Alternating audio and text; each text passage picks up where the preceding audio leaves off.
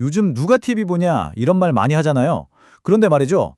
만약 그 TV의 핵심 수익원인 광고가 아주 조금만, 정말 숨만 쉬어도 이익이 폭발적으로 늘어나는 회사가 있다면 어떨까요? 오늘 우리가 살펴볼 SBS가 바로 그런 엄청난 실적 탄력성을 가진 아주 흥미로운 사례입니다.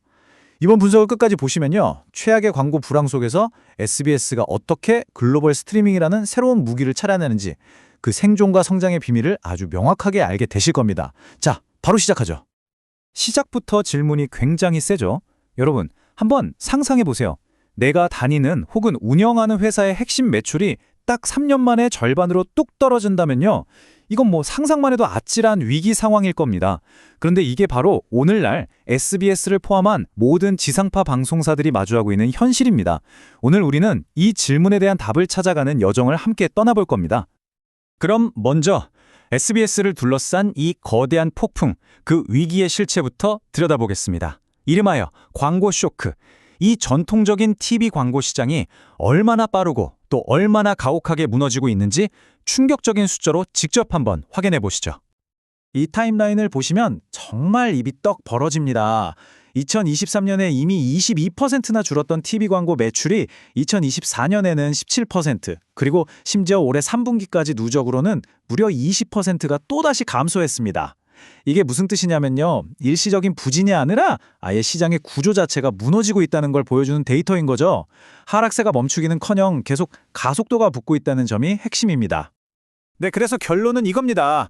불과 3년 전 2022년이랑 비교하면요. TV 광고 시장 전체 파이가 거의 절반으로 쪼그라들었다는 거예요.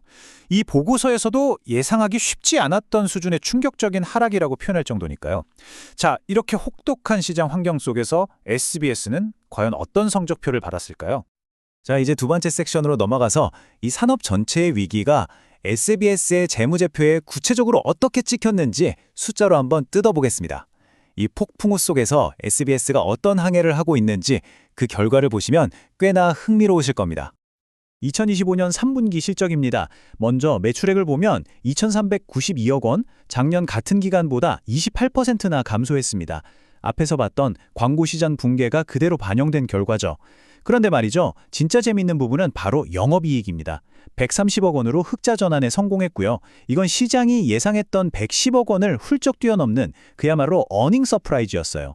아니, 매출은 이렇게나 급감했는데 어떻게 이익은 시장 예상을 뛰어넘을 수가 있었을까요? 이 미스터리의 열쇠는 과연 어디에 있을까요? 이 차트가 그 해답을 아주 명확하게 보여줍니다. SBS의 수익 구조 안에서 지금 벌어지고 있는 극적인 충돌이죠. 왼쪽을 보시면 TV 광고 수익은 3분기에만 26%나 급감하면서 무너져 내리고 있습니다. 하지만 오른쪽을 보세요. 온라인 유통 수익이라는 항목에서 무려 195억 원이 늘어나면서 광고의 부진을 그냥 메우는 수준이 아니라 압도해버렸습니다. 전통적인 수익원이 무너지는 바로 그 순간 새로운 구원투수가 등장한 겁니다. 네, 바로 그 9번 투수가 이번 세 번째 섹션의 주인공입니다. SBS의 위기를 기회로 바꿔버린 존재. 바로 글로벌 OTT 플랫폼이죠. 스트리밍이라는 이 새로운 시장에서 SBS가 어떻게 이렇게 강력한 생명줄을 찾아냈는지 그 구체적인 내용을 한번 살펴보겠습니다. 온라인 유통 수익의 폭발적인 성장은 바로 이 컨텐츠 판매 덕분이었습니다. 3분기에 배우 윤계상 주연의 드라마 트라이가 넷플릭스에 처음으로 판매되면서 실적에 아주 크게 기여했고요. 이게 다가 아닙니다. 최우식, 정소민 주연의 우주매리미는 디즈니 플러스로, 그리고 말이 필요 없는 최고 인기 시리즈 모범택시 3는 동남아시아의 뷰로 판매되면서 그야말로 글로벌 포트폴리오를 완성한 거죠. 여기에 전통적인 광고 외에 협찬 수익 역시 33%나 증가하면서 힘을 보탰습니다. 여기서 진짜 중요한 건 이게 그냥 한 번 터진 일회성 성공이 아니라는 점입니다. SBS는 이미 미래를 향한 명확한 로드맵을 그리고 있어요. 올해 4분기에만 넷플릭스의 드라마 2편을 추가로 공급하고요. 내년에는 배우 정혜인 주연의 넷플릭스 오리지널 시리즈 이런 엿 같은 사랑을 선보입니다. 여기서 더 나아가 넷플릭스와의 공동 제작 파트너십을 더욱 강화하면서 안정적인 글로벌 컨텐츠 파이프라인을 구축하고 있다는 거죠. 이건 회사의 체질 자체가 구조적으로 바뀌고 있다는 아주 강력한 신호입니다.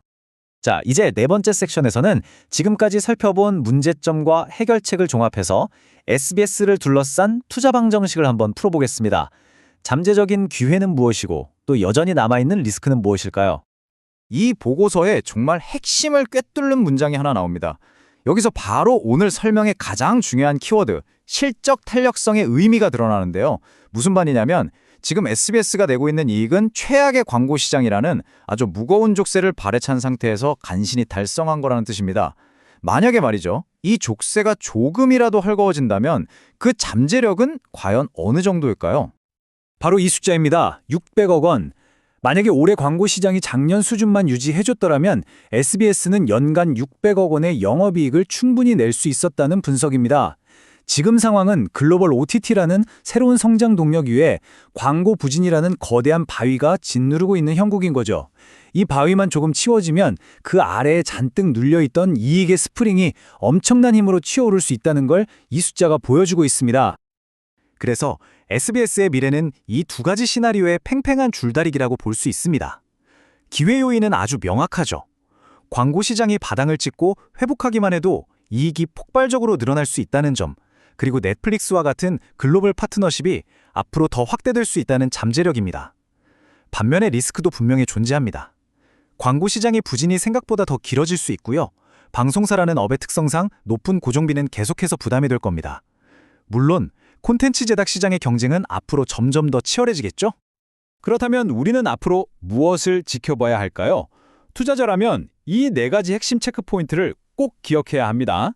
첫째, TV 광고 시장에서 회복의 신호가 보이는지. 둘째, 넷플릭스를 포함한 글로벌 OTT에 대한 콘텐츠 판매가 얼마나 빠르고 꾸준하게 이루어지는지. 셋째, 기존 파트너십을 넘어서는 새로운 글로벌 협력 소식이 들려오는지. 그리고 마지막으로 이렇게 어려운 환경 속에서 비용 관리를 얼마나 효율적으로 잘 해내는지입니다. 이 4가지가 앞으로 SBS의 가치를 결정할 가장 중요한 변수가 될 겁니다.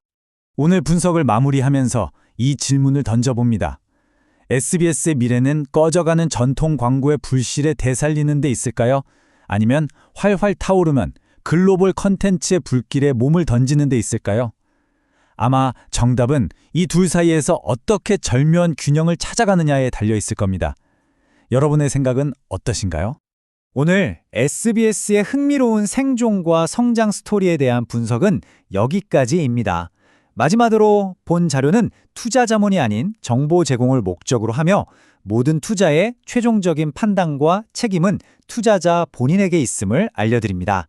시청해주셔서 감사합니다.